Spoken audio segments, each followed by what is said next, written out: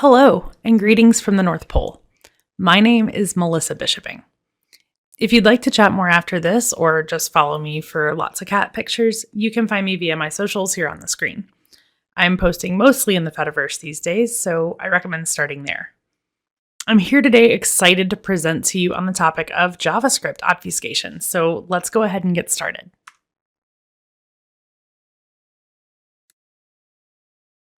So, what are you going to learn about today?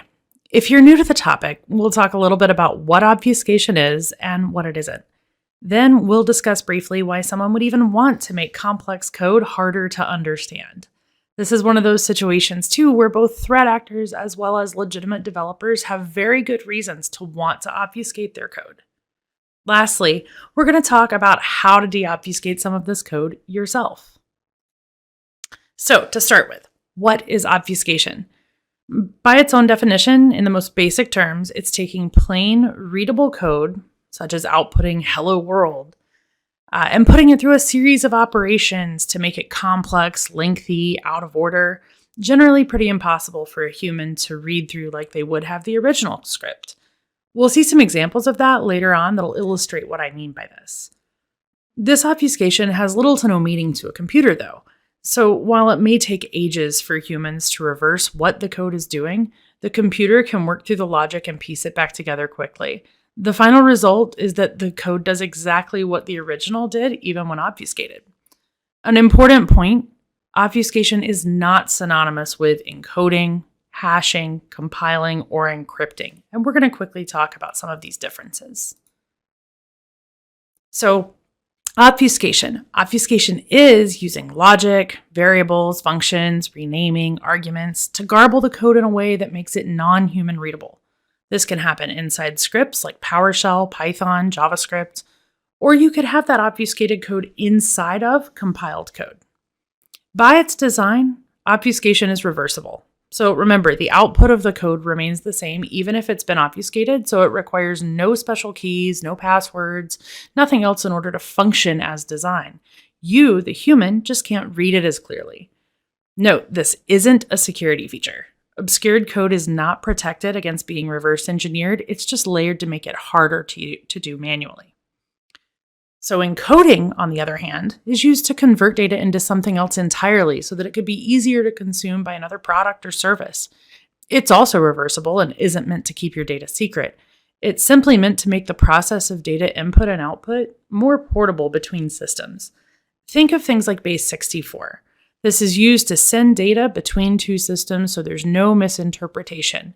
So even when two systems might have misinterpreted the original plaintext data differently, they have an agreed upon standard in this encoding method, so they're sure to get the same results when they decode the same data. Encrypting, something else entirely. The purpose of encryption is data confidentiality. It's meant to keep things secret and prevent ease of interception. This leverages algorithms to encrypt and requires a key to decrypt. Now, this talk isn't going to delve into all the different types of encryption, but just note there's several methods and algorithms that we use every single day. It's not the same as obfuscation because it's only reversible if you have the key, and it's meant for confidentiality, not just making it a difficult obstacle. So, why do we use obfuscation if it's easily reversible and not secret? How is this useful to us? Well, if you're on the nice list, you probably are using obfuscation to make your code harder for maybe a competitor to reverse your intellectual property, or maybe an attempt to hide functions when the code would otherwise be readable, such as JavaScript in the browser. More on that shortly. If you're on the naughty list, maybe you're using obfuscation to bypass security tools that would look for specific strings or form signatures easily indicative of malicious use. Or you could be using it to constantly evolve and change the way your code appears so the same code can be reused without detection by just changing the obfuscation.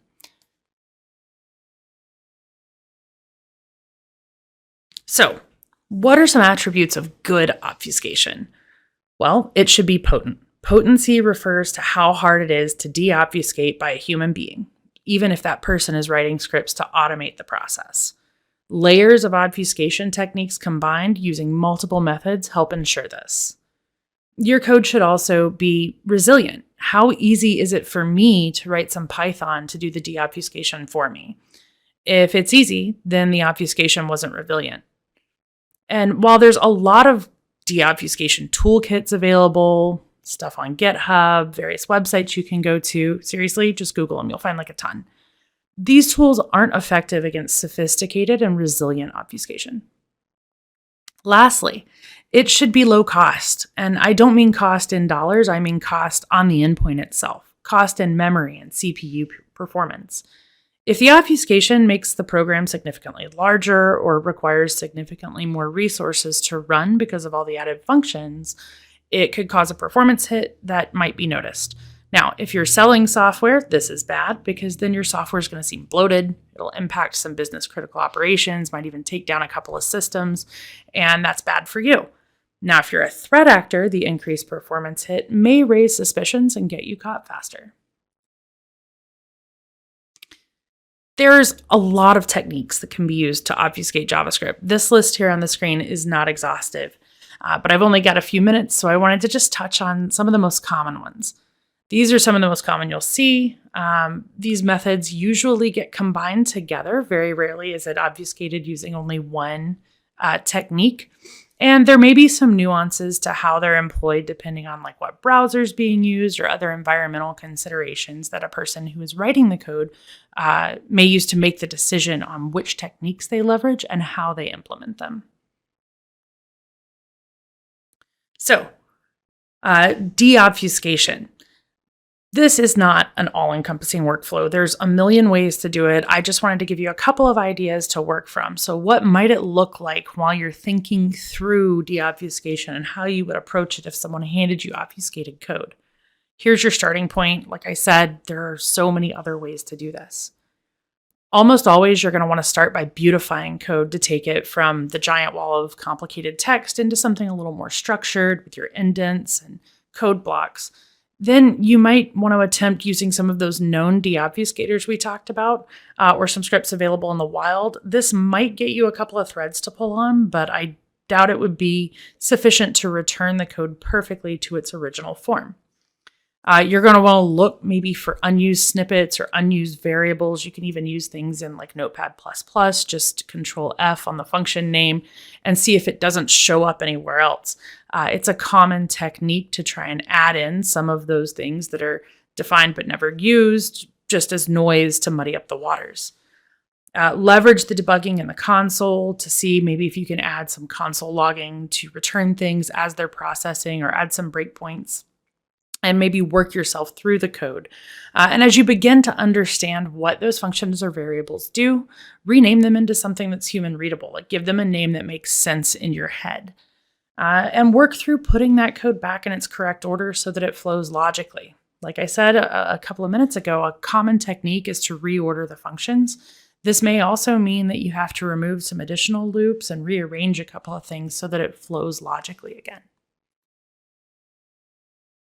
So, did you know that you can, from super easy, deobfuscate JavaScript right in the browser?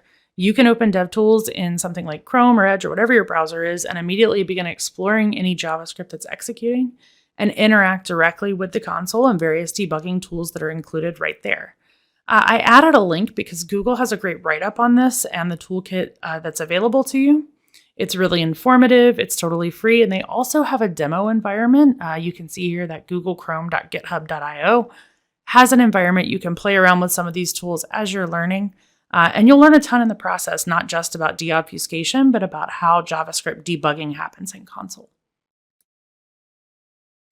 So now let's talk about some actual examples.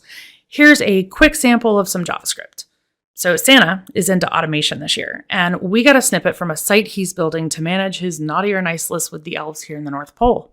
Now, for full disclosure, Santa, nor myself, are professional developers, and it's kind of busy this time of year, so don't consider this a JavaScript tutorial. This is probably the least effective way to write this, but this is about obfuscating code, not writing nice performant code.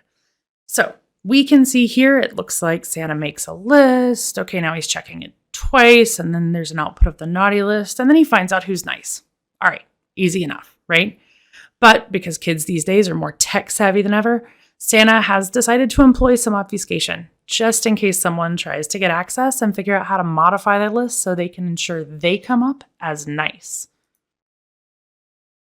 So, some very basic obfuscation run through a tool online, but you can already see how this immediately stops it being understood by the human eye. You can't walk through this logically. In the first example, you could walk through exactly what it did. There were clearly named variables and functions that made sense based on what they did. And here you're given a lot of confusion and no structure because it's just a giant wall of text.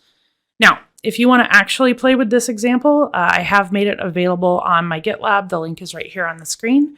But I also wanted to say there's tons of other examples of this kind of thing all over the internet of varying levels of difficulty. So feel free to explore different levels of challenges and obfuscation styles. And before I go, I wanted to leave you with a couple of links to different tools and learning resources that you might find valuable. This absolutely is not a comprehensive list, but maybe a good launching point if you found this interesting and want to dive deeper into the topic.